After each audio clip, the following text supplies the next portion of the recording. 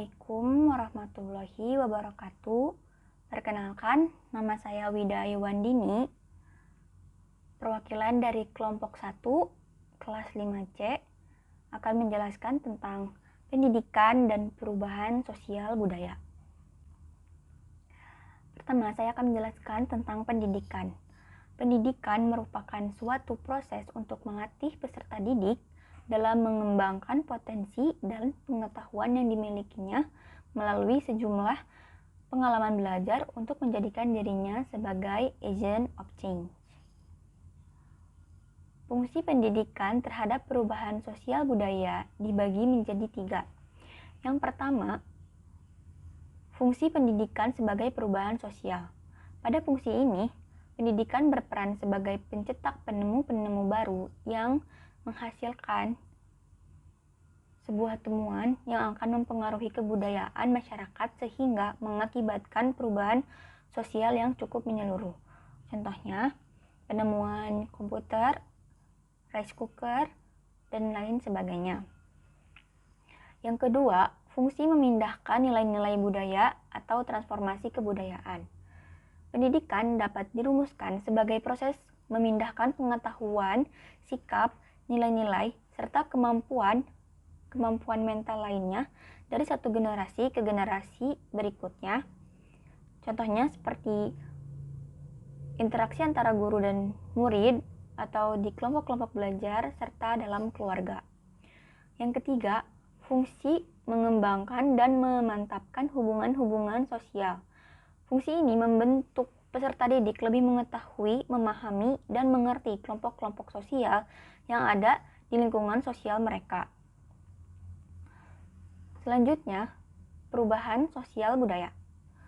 Perubahan sosial budaya adalah perubahan yang terjadi pada unsur-unsur sosial dan unsur-unsur budaya dalam kehidupan masyarakat. Perubahan sosial budaya juga merupakan perubahan untuk mencapai ketentraman sosial budaya yang stabil.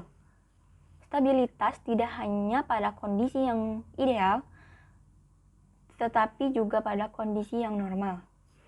Menurut Kunchoro-Ningrat, perubahan budaya adalah proses pergeseran, pengurangan, penambahan, dan perkembangan unsur-unsur dalam suatu kebudayaan. Secara sederhananya, perubahan budaya merupakan dinamika yang terjadi akibat benturan-benturan antar unsur budaya yang berbeda-beda.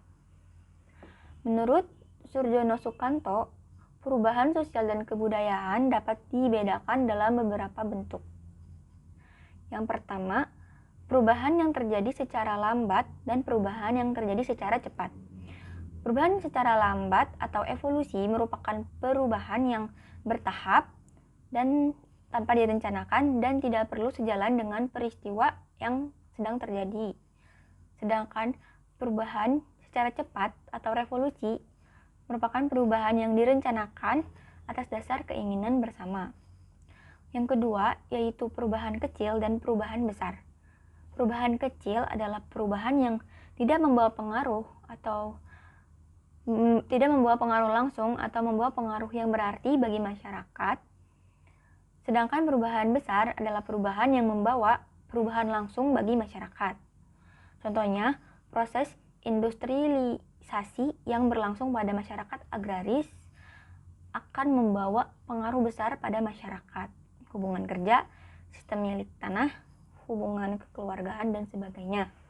Yang ketiga, perubahan yang dikehendaki atau direncanakan dan perubahan yang tidak dikehendaki ataupun tidak direncanakan.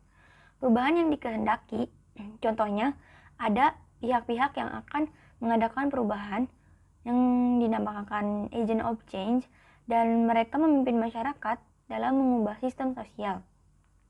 Sedangkan perubahan yang tidak dikehendaki yaitu perubahan yang tidak didesain terlebih dahulu dan berlangsung di luar pengawasan masyarakat, namun tetap akan membawa pengaruh terhadap kehidupan masyarakat. Menurut Surjono Sukanto, ada 2 penyebab utama yang menyebabkan perubahan sosial, yaitu faktor internal dan faktor eksternal.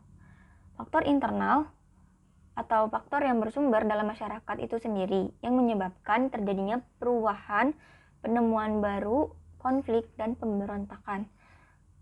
Sedangkan faktor eksternal merupakan penyebab perubahan sosial selain bersumber dari dalam masyarakat itu sendiri, yang juga dapat bersumber dari luar masyarakat.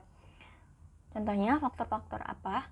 Di antaranya faktor alam yang ada di sekitar masyarakat berubah, atau ada peperangan, terus pengaruh kebudayaan masyarakat lain. Kesimpulannya, pendidikan dan perubahan sosial budaya memiliki timbal balik di mana pendidikan menjadi objek dari perubahan sosial budaya. Sedangkan perubahan sosial budaya tidak akan terjadi tanpa adanya pendidikan, tidak tanpa adanya bantuan dari pendidikan. Namun, pendidikan tidak boleh larut dalam proses perubahan sosial budaya, terutama dalam mengantisipasi budaya asing dan memfilter budaya-budaya tersebut agar budaya lokal atau budaya asli Indonesia sebagai warisan budaya tidak hilang karena masuknya budaya asing.